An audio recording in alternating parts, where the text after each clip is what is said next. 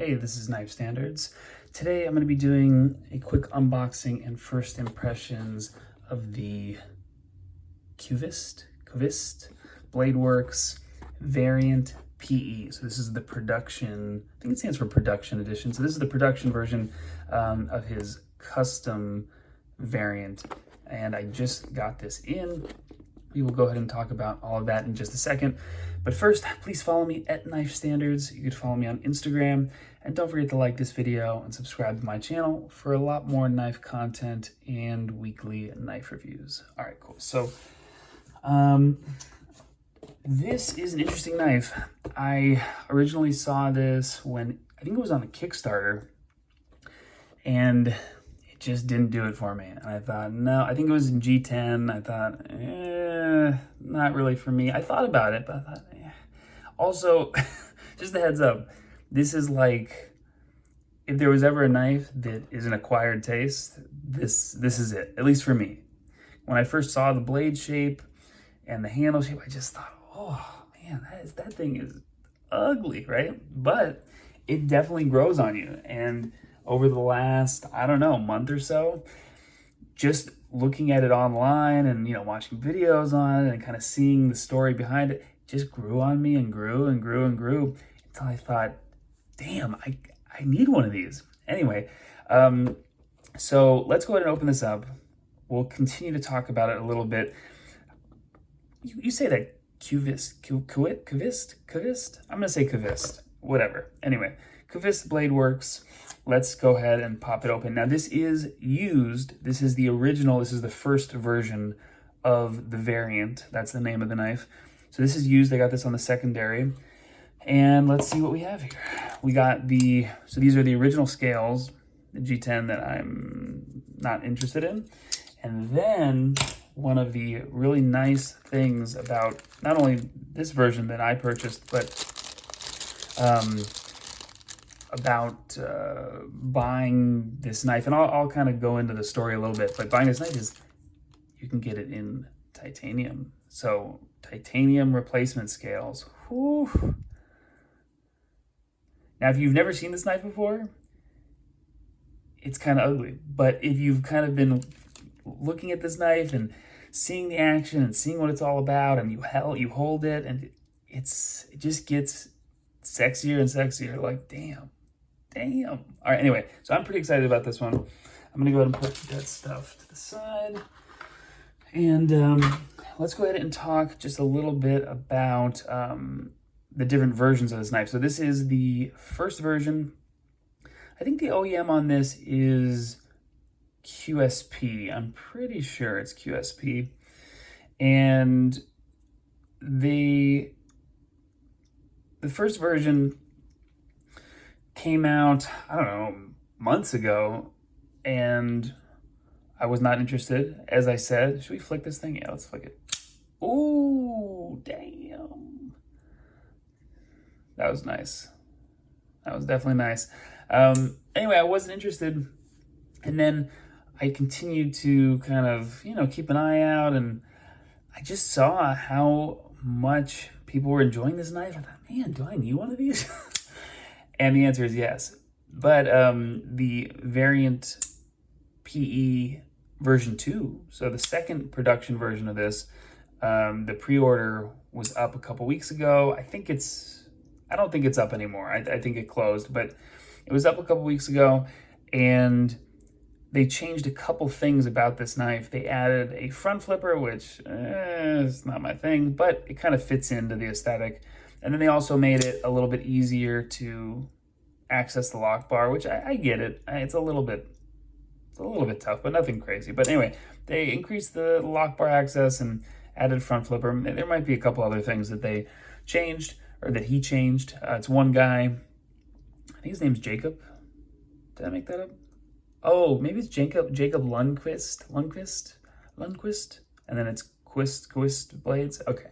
Anyway, so I really wanted one of these, and I wanted this version, the original version. At the same time, I wanted to support the maker. I really should look up. I'm pretty sure his name is Jacob. Okay, so I really wanted to support the maker. and I couldn't find one of these. This is the original version. Couldn't find one. I thought, okay. So I pre-ordered a titanium. I think I did titanium and coated blade pre-order for the version 2. And then, of course, a week later, this pops up. And this was on Knife Swap. So I was like, man, all right, well, I guess I'm going to have 2 of them now, which is fine with me. This is a pretty solid budget knife. I think I paid $85, $90, right around $95, something like that, for this knife. And that's kind of what that's close to table price. I think the pre-order was right around, maybe a little bit less. I don't know. It's too hard to keep track of. But I'm going to have 2 of these. I have this one, which I got, the version 1. The version 2 is on its way. I think they ship in like August or something. So it's, it's a pre-order. I'm cool with that. So I thought I would do a video on this guy, talk about the specs and the details, and then I'll definitely be doing a full review, and then I will be doing another video once I get the version 2. Definitely a compare and contrast video when that happens, when that comes my way. Inside the scales are a little bit dirty, but that's to be expected. It is used, although it is in very good condition. No scratches on the scales. Clip is a little dinged up. Not a problem. All right, so titanium scales. Now, the first thing I notice about this knife is not only, we'll talk about the aesthetics, but it's really heavy. And these are like 2 slabs of titanium, which I actually don't mind. It's not the end of the world, but one thing to keep in mind is this thing is like a chunk. So I actually wonder about the scales. I wonder if the other scales are milled. Because he did titanium for his pre-order, and he also sells titanium scales like secondary. Well, yeah, I guess he sells them direct on his website, and I'm wondering if those are milled out, because this is pretty chunky for such a small knife. I'm guessing this is about a 3-inch blade, maybe 7 overall.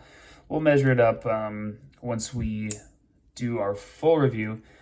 Of course, middle finger flick access is really damn good. Super, super dialed in. Detent feels great for the middle finger flick. Now, we have titanium scales. Yes, it came with the junky G10, which I'm not into, but titanium, ooh, it's chunky. Now, blade steel, what do we got going on? 14C28N, solid. Budget blade steel. Oh, there are a couple scratches on the blade. I mean, I guess that's all right. This probably needs a stropping too, maybe a sharpening. We have a deep carry clip. Yeah, take it or leave it. not a huge deal to me. And yeah, lock bar access is okay, but I see what they're talking about. It's a little bit awkward to get in there. Now let's go ahead and talk about the aesthetics. This is the ugliest knife, but I love it. I love it.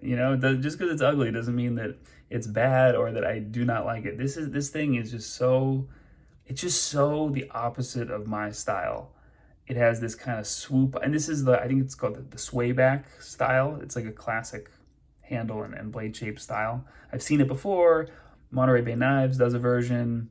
I think it's like a classic thing that has been going on for a long time. Not really a blade historian here, so leave a comment if you know more than me, which I'm sure you guys do.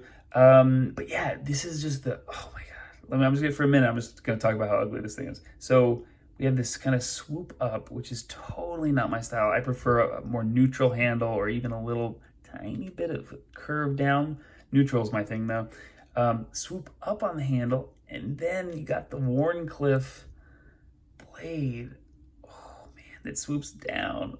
Oh, if you just look at this thing, I mean, some of you may look at it and go, wow, that's great. But objectively, this thing is freaking ugly. But let's go ahead and actually get it in hand. Feels great in hand. Now it could be a little bit bigger for my hand. I do get a full 4-finger grip if I kind of choke up, but my finger wants, my pointer finger wants to kind of sit into this choil, sit into the groove. So it's fine. I just kind of barely get the forefinger grip. It feels very comfortable. I don't feel the clip. Everything's nice and smooth and chamfered and rounded and knocked down. Really comfortable. And this thing is just a great kind of utility knife. And I haven't even used it yet.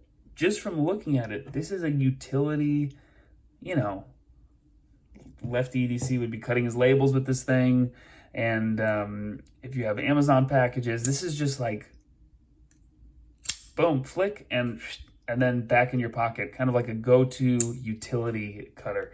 Nothing super heavy duty, but just kind of like a useful, utilitarian, comfortable knife, comfortable blade shape, which does initially look very ugly. One thing I think they did actually change on the second version is they put some jimping in here, I'm pretty sure. And I do feel that it needs that. My thumb is just slipping and sliding all over the place because everything is so smooth. So I'm looking forward to seeing that. Overall, this thing is cool. This may be the ugliest knife I own, and also one of the best middle finger flickable knives that I own.